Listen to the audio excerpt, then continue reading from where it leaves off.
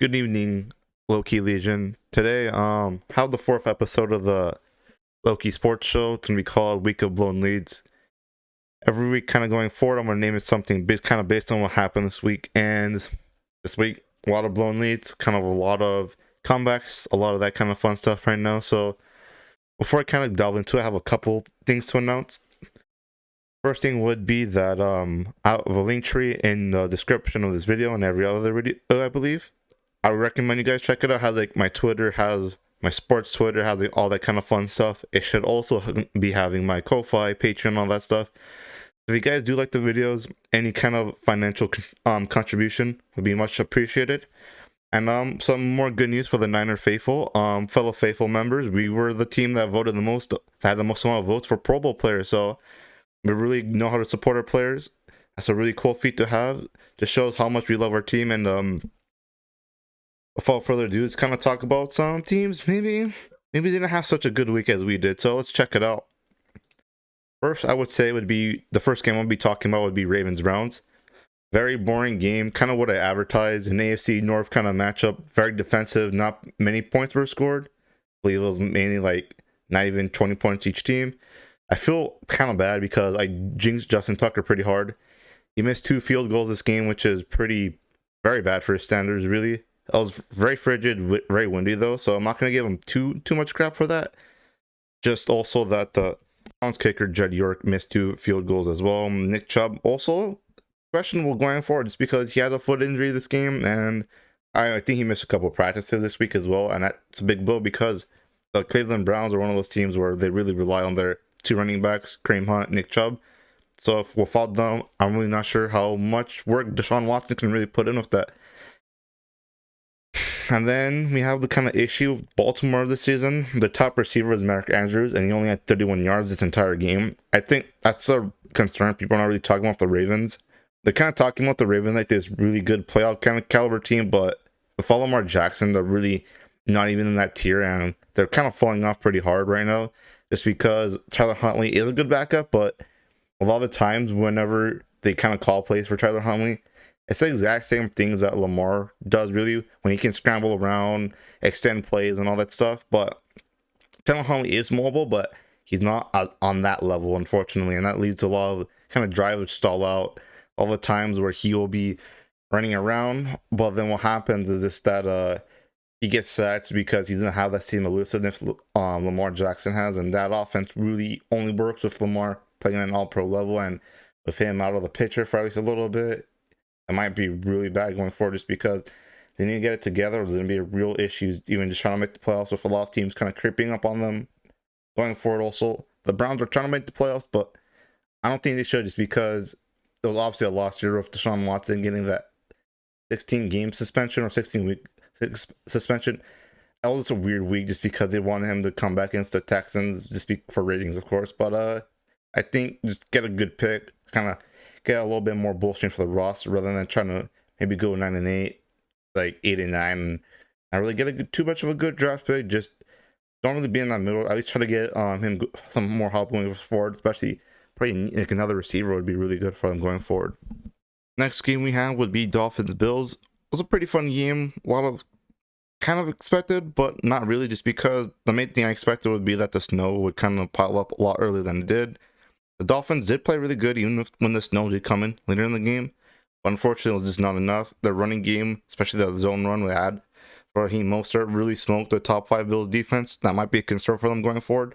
It's because they're supposed to be top 5 in just about everything, but this game, Raheem Mostert really came back to form. Had 136 yards off of 17 carries, which means he had an 8-yard per carry average. That's really insane. Jalen Waddle also got out of his slump against the Bills. He had 114 yards of only 3 catches, but it's nearly 40 yards per catch, and he had a touchdown. Tyreek Hill also got a touchdown as well.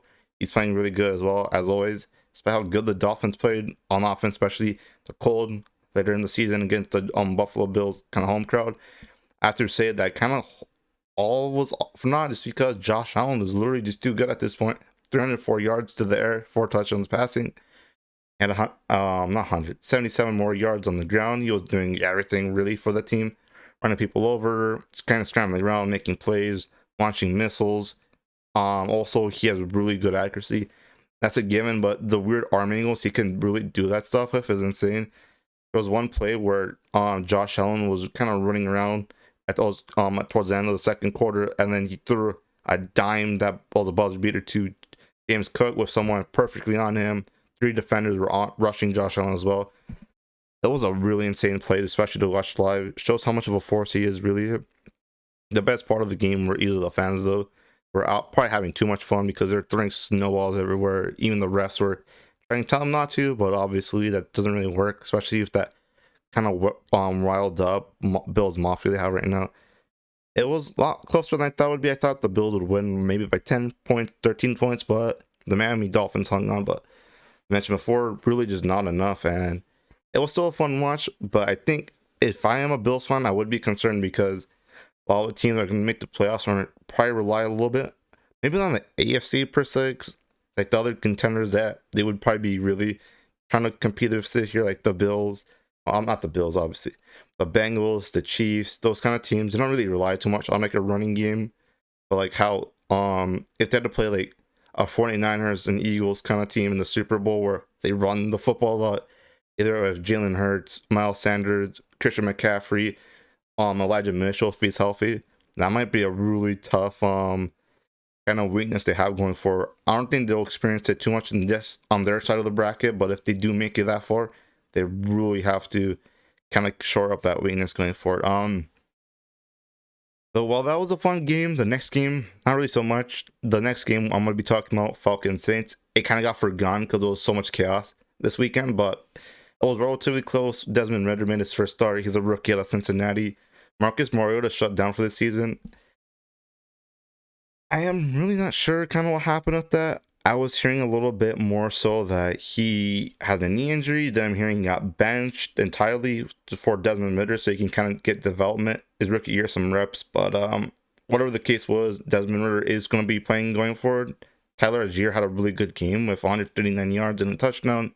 So Andy Dalton was able to lead his team a little bit to a nice win with 2 touchdown passes for 151 yards, though Taysom Hill was throwing the ball too, and he got a Rashid Shaheed took the year bomb from him as well.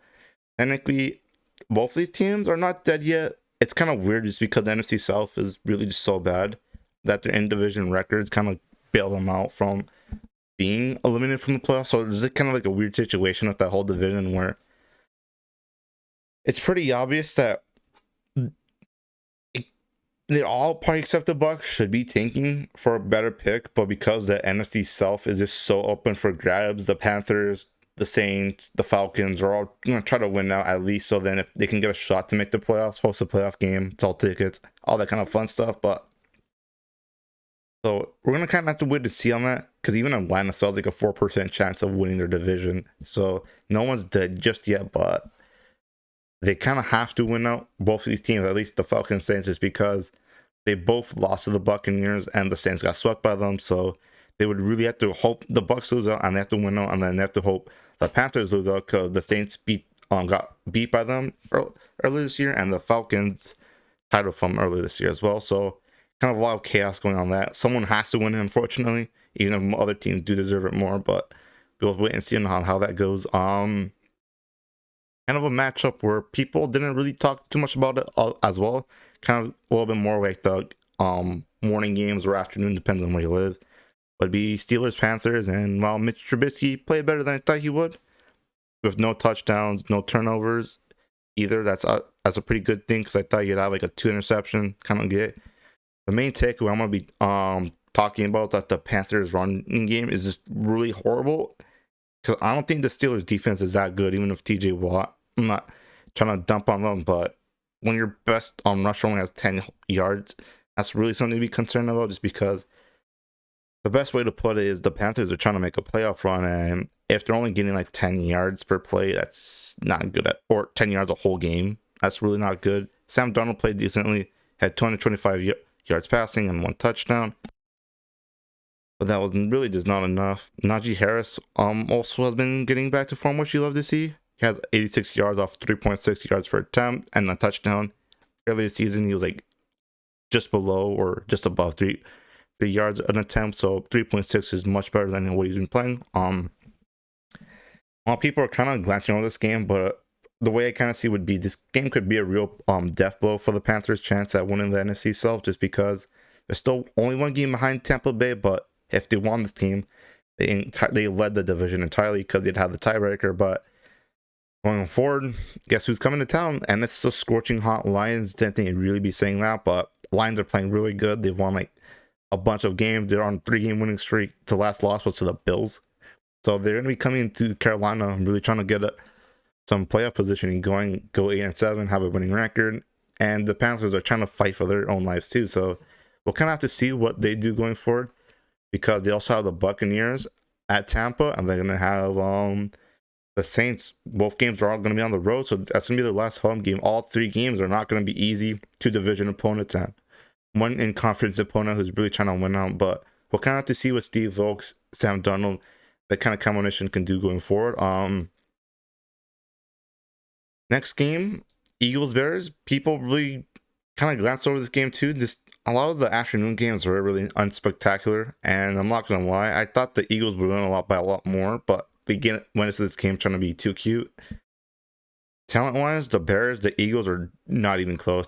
The Bears should not even be on the same field just based on talent, but for some reason, Jalen Hurts ran 17 times, and I'm not really sure what that was about. I understand, obviously, he's a mobile quarterback. He's going to want to try to rush sometimes, but all of those were designed runs, and I'm not really sure what they're trying to do, just because this point in the season, they really should just be running they have Miles Sanders, 1,000-yard rusher who made the Pro Bowl just this earlier today. Kind of Gainwell, even he's a decent running back too, but they're running Jalen Hurts a lot, and he kind of got hurt because when he was trying to scramble, one of like the D line from the Bears, when he tackled him, he landed kind of weirdly on his shoulder, and that costed them, just because right now it's a sprain, and that's obviously never a good time to have an injury. But right now, the Cowboys are going to be going on the road against the Cowboys, and Jalen Hurts is questionable right now. One kind of silver lining for the Bears is Justin Fields is playing really good right now. He's the 3rd quarterback in NFL history to rush for 1,000 yards. That's only behind Michael Vick, Lamar Jackson. He had 2 touchdowns to the air as well. So it really was not enough, just because the Eagles did eke out a win against a miserable Bears team. The competitiveness of this team, of the Eagles-Bears game, should not have been that close. So going forward, I'm not sure how the Eagles are going to be playing, just because it's going to make another situation where they kind of get it together, or they kind of go into Dallas thinking that they can still win, even without Jalen Hurts, and they get whipped, just kind of like the Washington game, because they were mainly playing down the competition. That's what this game was about, and that's what Dallas could be about. Okay, so one thing I have learned from the last couple weeks is just all my predictions. I just had the Texans getting blown out, but 2 weeks in a row, the Texans have really stood in with teams that are way better than them. Because I said that this game would be like a double-digit blow, and it did not really end up happening that week, just because they went toe-to-toe with the Kansas City Chiefs. And if it wasn't for the Chiefs' high-end talent really bailing them out and a really bad Davis Mills fumble, the Chiefs really had a shot of winning losing this game, I should say. There were some weird calls. There was kind of like a weird holding call where Juju Smith-Schuster, and I believe Marquez Scantling was on the sideline, and then Juju got lit up, but that wasn't really called for any unnecessary roughness. But that kind of really ended up setting up the Texans with good field position. But the main thing about this game was that Davis Mills still realized that the Texans are a tanking team, and he lost a key fumble, as I mentioned before. This is the first Texans game I've admittedly watched since they played the Eagles on primetime. I just don't know what the hell they're doing. That's the nicest way I can put it, just because they're running like a 2 QB system with Jeff Driscoll and Davis Mills, and the announcers were trying to like say how innovative it was, how it was like a wild card, and both quarterbacks can really do the part in it. But it just didn't make sense, just because both QBs are not like athletic enough. They're not like Justin Fields and Lamar Jackson, where they can run around, get separation, kind of take direct snaps and all that stuff. But there was just a lot of times Davis Mills was kind of really doing like on the bottom right part of it, not really doing anything, and the Chiefs kind of ignored whatever quarterback was lined up on like the outside either. But One other thing to take away from this game will just be Chiefs are looking vulnerable this game. Their defense did let them down. Again, just because this game should not have been close. The Texans have like no talent, especially on offense, but they have like almost all their players missing: Nico Collins, Brandon Cooks, Damian Pierce, all those guys. So the fact they let that team hang in with them kind of shows a lot of teams are not looking the best right now, and they're not playing their best football, especially going into the postseason. So we kind of have to wait and see how that can affect playoff positionings, but especially how that can affect what game plans are going to be going forward. Speaking of playoff positioning, I was right about something last week. I said the Jags would upset the Cowboys, and that admittedly it didn't look too good for me, just because the Jags had a 17-point deficit in this game. You probably saw that in the thumbnail, but Trevor Lawrence is a superstar at this point, or at least coming very close to one. One of the things that I really took away from this game is that the Cowboys defense does need to step up sometimes, especially against lower competition, just because that was supposed to be one of their strengths. But the Jags just put up a bunch of points. They put up 40 points in total.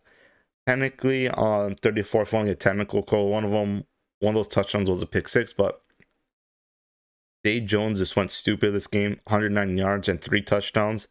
This, by definition, was a trap game for the Cowboys. The Jags were on the road. They still have a losing record, but they're playing sneaky good right now. And they did not take them seriously on the kind of what happened. They did not put the game away when they were supposed to, and the Jags just took advantage. They roared back.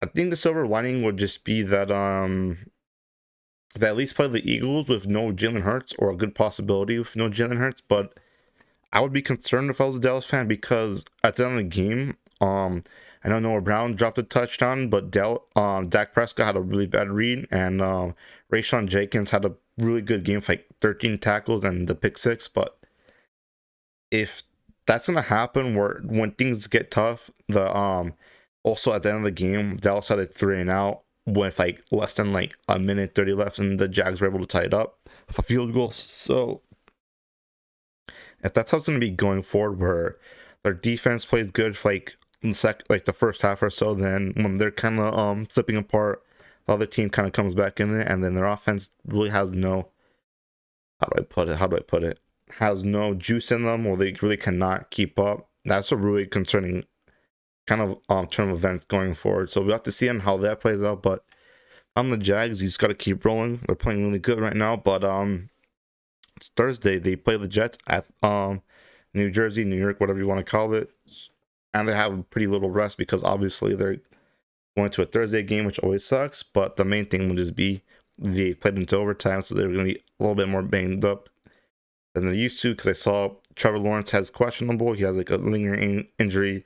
So is Travis Etienne, but we'll kind of have to see what that's going to be looking like going forward. Another pretty big playoff game, or not playoff game, but another game of playoff implications. We got the Lions and the Jets. Zach Wilson started this game, but really was not enough, unfortunately. It was a lower scoring game, especially because Detroit is used to playing like 25 points a game, 30 points a game, but today they only had one touchdown on offense. The other touchdown was a 47-yard punt return by Clay Freeman. Zach Wilson didn't have the worst game in the world, just because he had that 317-yard, 2 touchdown to a deep pass to CJ Uzomah, the tight end, and one also to him as well on the closer to the red zone, really close in the red zone, actually in Lions territory. But my main takeaway would just be, is Zach Wilson plays decent and they're still not winning this game. I'm really not sure how to feel about the Jets ceiling going forward.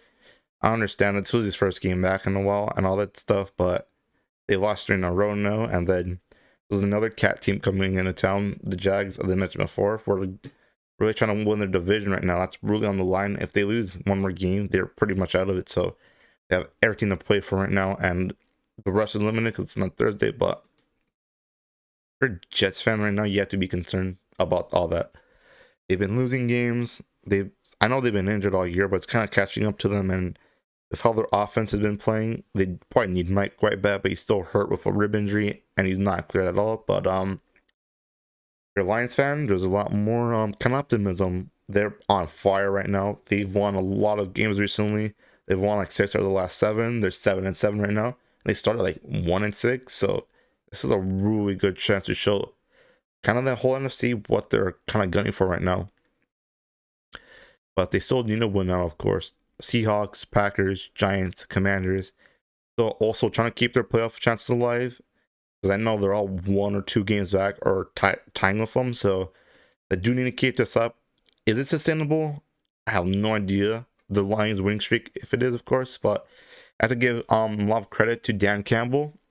This was the second year, and at one point, there's a lot of rumors going, especially on Lions Twitter, about trying to fire Dan Campbell because he started the year off really slow, but right now they're playing really good. They're playing tough. They're playing for a lot of heart. Their offense is clicking. So we have to wait and see. They can be a pretty sneaky team in the playoffs. I'm not saying they're going to win a playoff game, but they're going to give a team a scare for sure. But they still need to win now, and the next team they play is the Panthers, who haven't looked the best in the last couple of weeks, but they still have a shot of winning the NFC South. So the Panthers still also have a lot to play for. So we kind of have to see how those teams pan out that game. A game that unfortunately did not have a lot of winning panning out is going to be Cardinals Broncos. And this was kind of a weird game just because going into this game was going to be a Colt McCoy Brett Rypien matchup. Not very appealing for most people, especially because going into the season, they probably thought Russell Wilson, Kyler Murray playing it out. Even if Russell Wilson's on the Broncos, that would have been a pretty fun game, admittedly. But unfortunately, this game was between 2 completely doomed teams.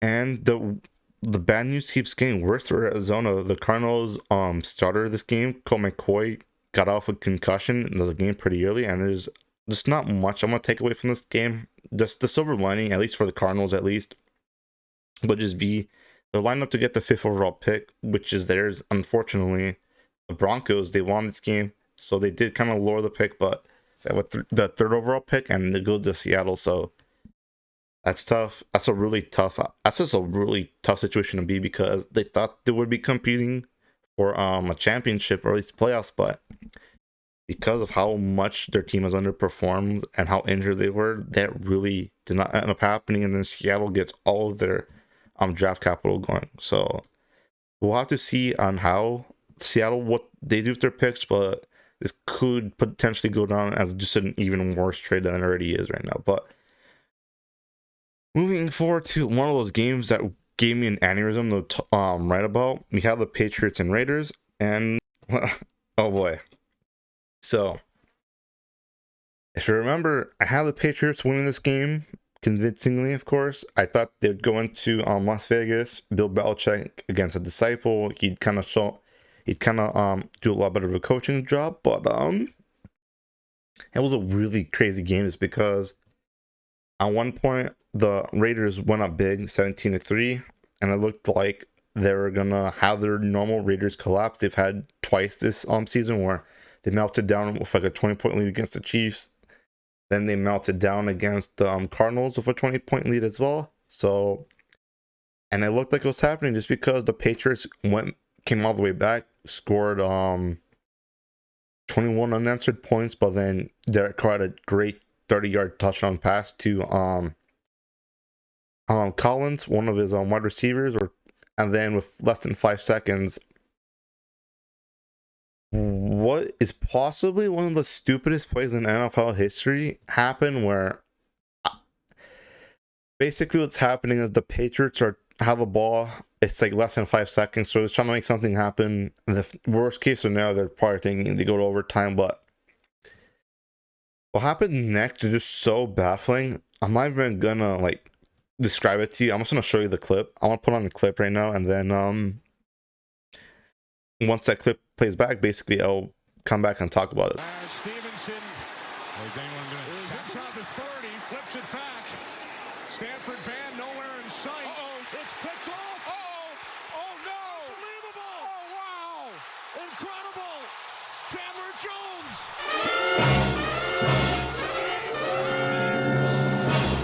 And yeah, so basically the best way to put it is the Patriots thought they had their own Miami miracle with letting the ball, but then Jacoby Myers throws a pick 6 and it blew up in their face. Really, just going forward, This happened a couple times. Just play for overtime. Don't do stupid shit like that where you're trying to make something happen, then you throw like a pick, and then it gets returned all the way back. Or, of course, you throw a pick on laddering the ball. It's just such a stupid play, and I can't believe something like that would really happen, especially in the way it did.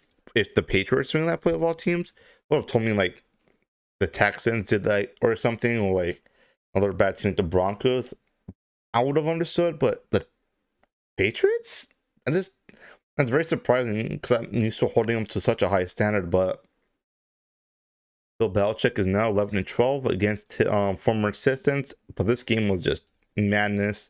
The Raiders had they basically had no business winning this game, especially when they blew that 17-3 lead. But they came back, and the Patriots had, as their own the Boston media said, the dumbest football play of all time. That's basically what happened, and I'm not gonna dwell too much further into this. Also, there was that one Raiders touchdown where one of the receivers caught it, but it was pretty much out of bounds. But the refs didn't call it despite them having a challenge, so that's always fun, of course. But ref ball was a big part of this weekend. I'm not gonna really talk about it too much, at least for this segment. I'm probably gonna talk about all that stuff and more in depth in another video right now. But moving on to the Titans Chargers. So this was a pretty close game, relatively tame compared to the madness going on, I feel like, in every other game. Talk about some of those in a couple of seconds, but I want to preface this by saying Chargers have been playing much better as of late. At one point, they were really scared, but they were able to take down the Titans. Not the most impressive win in the world, obviously, but still a pretty good win. A win is a win. Ryan Tannehill missed a drive because his ankle got sprained up pretty badly, but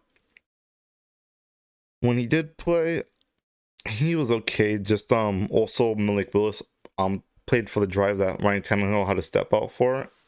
But as well, Malik Willis did play just okay, but compared to how he was playing, especially against the Chiefs, okay is a massive step up from how bad he was.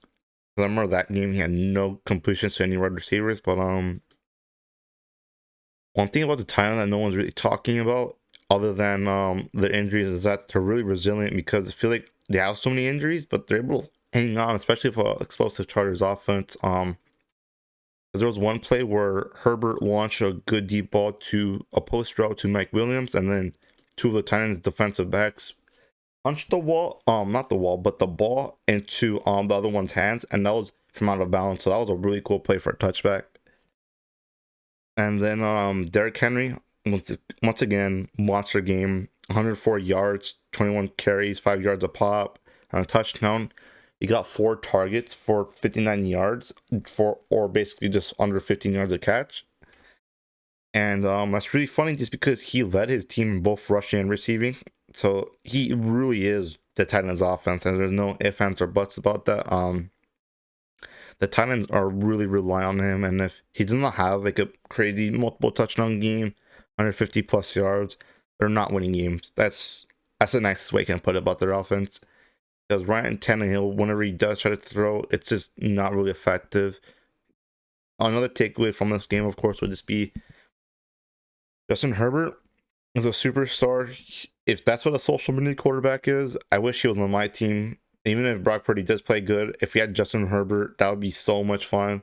Even if he had a no touchdown game, he had 2 picks. Even if this was not his best game, he did what he was supposed to do. He let Eckler work a lot of the touches, and then when the game was tied up towards the end, when his team needed him, he came up, especially with a crazy missile to Mike Williams on the right sideline with 2 defenders on him. That was a franchise quarterback play, and people are not really talking about him enough right now. I understand the Chargers were slumping, and he's not having his best statistical outing, but Justin Herbert does what he's supposed to do to help his team win games. A team that did what I thought would be enough to win games would be the Bucks. And if you looked at my Twitter, by the way, you should follow me on Twitter. Their defense finally looked like they came together. They forced Burrow into making a lot of bad reads, including an interception. Then Tom Brady looked sharp. He looked like his old self. He had 2 touchdown passes to Russell Gage and Chris Godwin, respectively. Then I dozed off for a bit. I wasn't really paying attention, and I guess the Bucks were not really too, just because if you saw my Twitter, when I kind of checked back in the game, the Bengals were up like 27-17. I just out of nowhere, I'm like, dude, what the hell happened? The Bucks were up big, but then the Bengals absolutely just clawed their way back this game. Joe Burrow, after his interception, had 4 touchdown passes to almost everyone, really. Jamar Chase, T. Higgins, Tyler Boyd, his whole receiving core. They're a very nice receiving core, especially for top 3.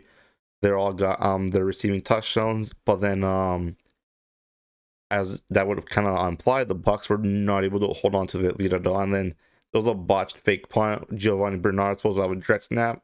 Didn't really work that way. And then the Bengals pounced on it. And then the Bengals defense forced 4 turnovers from Brady, 2 picks, 2 fumbles. It was a bad game for the Bucks. It was really ugly. And then it just seems whenever they start off hot, or if they try to come back towards the end of the game, whenever a game like this with a contender like the Bengals happens, they lose. They lost to the 49ers, who are another contender as well, obviously. So it just shows right now, at this point, if the Buccaneers do win out, because they probably will, because their schedule not looking too bad, and the NFC South is just such a shit show right now.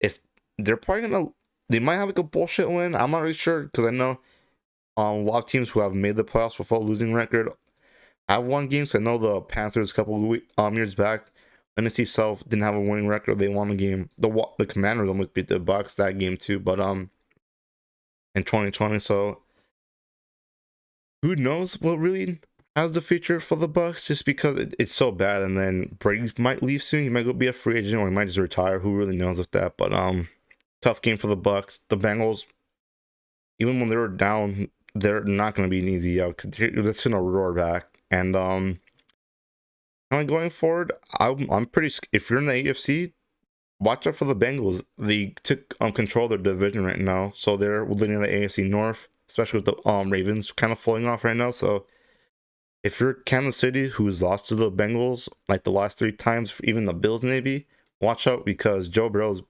heating up at the right time. Another player who's heating up at the right time is Kayvon Thibodeau from the Giants-Washington game. He had an amazing strip sack where it was deep in Washington territory. He strip sacked Taylor Heineke, got a touchdown out of it. And I think it's so stupid how NFL players can sometimes fall out of the draft, because the scouts are kind of panning him for not being dedicated to football because he talked about crypto. I'm still not sure where that kind of narrative came from, but it happened. And then supposed to be like a first overall top 2 pick, and then he fell all the way down to number 7, I believe, to the Giants, obviously. And then they're taking advantage. He's developing. His physical tools have really been on display the last few weeks, but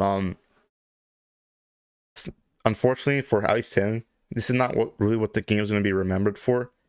There was a play, a couple plays really, where towards the end of the game, the refs made some really bad calls, where there was a really stupid illegal formation call on Terry McLaurin, where he said that the ref told him he was lined up correctly, and I guess not, just because it negated a touchdown run. But the main thing I'm confused about would just be I've seen so many times where it's just like 10 offense skill position players by the goal line, kind of like in an I formation, or it's just a running play formation, and then the receiver is kind of on like the right or left side. We're just one receiver. I've never seen that called ever, where it's a legal formation. And then there was another play earlier in that game too, where it was Curtis Samuel, I believe, who got called for like offensive pass interference, and all he did was bump up player for like a 1 yard out. We have no idea what that play was about. And then once again, there was a PI on Curtis Samuel at the end of the game, where the defender literally had his hands like on his shoulder pad like that from behind, and there was literally no call. And I just don't know what the hell happened there. I don't know if the refs were just trying to like get the Giants to win this game or whatnot, but how even Chris Collinsworth was like saying how he thought that was like textbook PI. But once again, another game where the refs kind of really did a bad job, and there was obviously they had the Raiders game with that one weird touchdown, and then the upcoming Rams Packers going to be talking about a weird touchdown as well. Okay, that was taken off. I know there's a lot of weird shenanigans in that game. Another game, there was a lot of calls, kind of weird calls in the Chiefs Texans games, and then of course we had the Vikings Colts game, which I'll get into that a little bit. I'll explain a little bit more later, but a lot of bad refereeing this week, and I'm not gonna really sugarcoat it. That's literally what happened. This game had the worst of it, where it just literally felt like the refs were trying to make the Giants win. And it's been like this for a couple of weeks now, not in the NFL, but the NBA too. And I'm probably gonna talk about that in its own video because I don't want to complain too much about the refs, because I understand there was some chances Washington had to win the game, but it was like that for every team as well. Just going forward, I'm not gonna read too much into that, at least for this game, but probably look out, and if you do subscribe, just check out if I have a ref video coming on in the next couple weeks or so. So speaking of refs, there was another bad, I know I said I wasn't going to talk about it too much, but for the Rams Packers, there was just a lot of bad PI calls. There was a time where Jalen Ramsey was just draped on Christian Watson, no PI. Then there was another time where I forgot which play it was, but it looked like, I believe Tutu Atwell was just getting kind of pushed and shoved, and no PI on that one either. Then I think the call that was just the most stupid was there was a false start on the center for moving his head, and I've never really played football. I haven't played football on really any level, high school or whatnot, but I've seen so many like centers move their head because they're always communicating to the linemen, because they're basically the QB of the offensive line. They're calling audibles, they're telling them to get set, whatever the codes is, they're telling them what protections to do. But then I guess not, because they've said that, well, Gene Sarator or whoever was on the broadcasting for Monday night was all saying that you can't move your head to the center now, and I've never heard about that rule before. They're trying to emphasize it, but this seems really stupid. Kind of going into stupid. Rodgers had a really bad pick where Alan Lazard ran the wrong route, and then he basically got picked off because Lazard is supposed to go to the end zone and not a sideline play. But another cold kind of game, of course. I'm not sure if it was as cold as the Buffalo one, but another thing, unfortunately, which happened was just that Baker Mayfield kind of came back to reality. Only 111 yards to there, touching on the pick. And then one thing I've noticed with Baker Mayfield is just that he's been doing this since he's been in the NFL, but especially when he was a Brown, there's a lot of the times whenever there's pressure or no one's getting open downfield, he'll try to like scramble around, make plays, but he doesn't have that same physical tool set like a Lamar Jackson, like maybe like a Mahomes or Justin Herbert have, where maybe even if they're not the fastest, they can still scramble around until someone gets open. He's not that kind of athlete, so all this time in this game where he tried to scramble around, and then when he couldn't really decide, he tried to run, but because he's not that athletic, he'd get like tackled for only like a 2-yard gain. So because of how the Rams played, it was just kind of a chippy game, a lot of fights, there was probably a lot of frustration on both sidelines, really, just based on how both teams have performed relative to expectations. A lot of Packers fans thought they'd win the division, a lot of Rams fans thought so too, and a lot of the media said that, but we all know that's not really what's happening right now. So especially with the Vikings winning their division, clinching it, Niners won their division, and more bad news comes for the Rams because they have officially tied the 1999 Denver Broncos with the most losses of a Super Bowl champion, because they're 4-10, and because they're 4-10, they're officially out of the playoff race, which shows how much it's not even been a calendar year since they won the Super Bowl, and there was a lot of injuries, really. Super Bowl hangover. When you lose your quarterback, your best defensive tackle, now one of your second best defensive player leave in free agency, that does a lot to your team. Even if Bobby Wagner did replace Von Miller, it really was just not enough, it seemed like, at the end of the day. So the Rams might reload back. I'm not really sure if they'll send off free agents, try to trade more picks down the line, but they'll have to find a way to rebuild, because it's not going to be to the draft at least soon, just because their pick is going to Detroit right now. So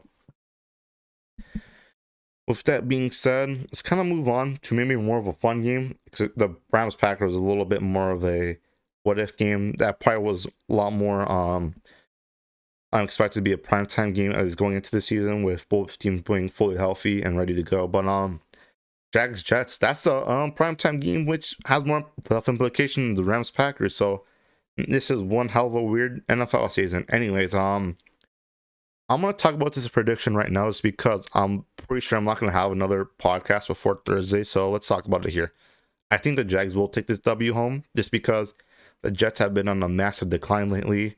They've not been playing good. They lost their last three. Zach Wilson, even when he played decent, as you mentioned before, with Detroit, that was just not enough to win a game. And with 300 yards, 2 touchdowns, I'm not expecting Zach Wilson, unless he has like a magical, crazy day to kind of re one up his performance, or how like kind of like a similar performance, redo what he did. So, and the reason why I'm kind of more optimistic on the Jags, because they beat the Cowboys. That's a really good win. But if the Jets lost to the Lions, the Jags are a very similar team.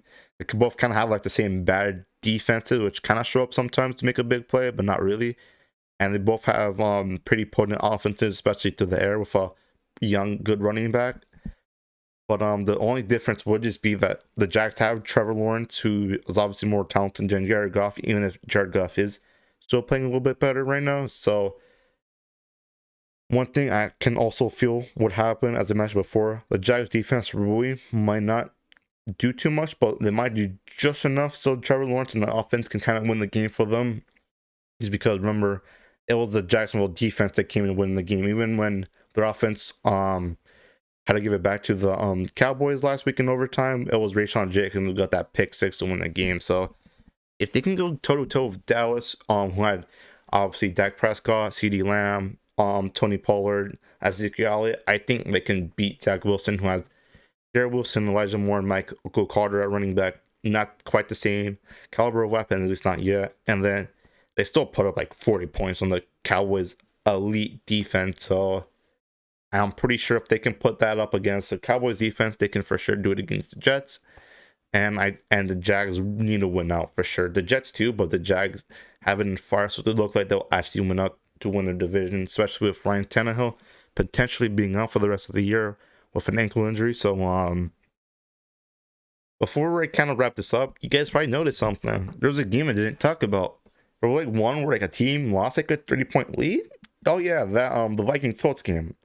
So I'm not gonna cover it today just because what occurred that game I cannot talk about in one video. Right, just glance over it. There's so much chaos in US Bank Stadium that day. I cannot just treat it like another game. It's gonna get its own video. It's gonna have a lot of editing, a lot of sound effects. I'm gonna do a little bit more graphics for that video. I'm gonna use probably some NFL footage as well, just because I really want to tell that story a lot more in depth, using a lot more visual kind of analysis than kind of what I normally do with the podcast. Where right now the podcast is much more of a podcast for very mild visual elements. Sometimes I'll put something on the a lot of the times it's just kind of the final score of games or like just the preview of a game.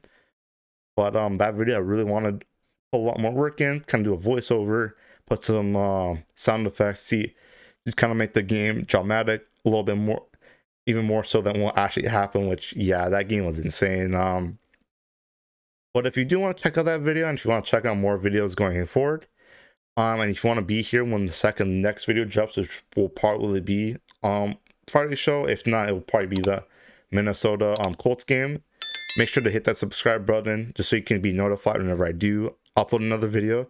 It's free and it really doesn't hurt you. So if not, also check out my link tree, check out my Patreon links, check out all that kind of fun stuff. So that's kind of all I have for today, guys. So hope you guys have a great evening, morning, whatever it is for you right now. And right now, Loki Legion, I'm gonna go get this video edited so you can watch it. Take care of yourself, guys.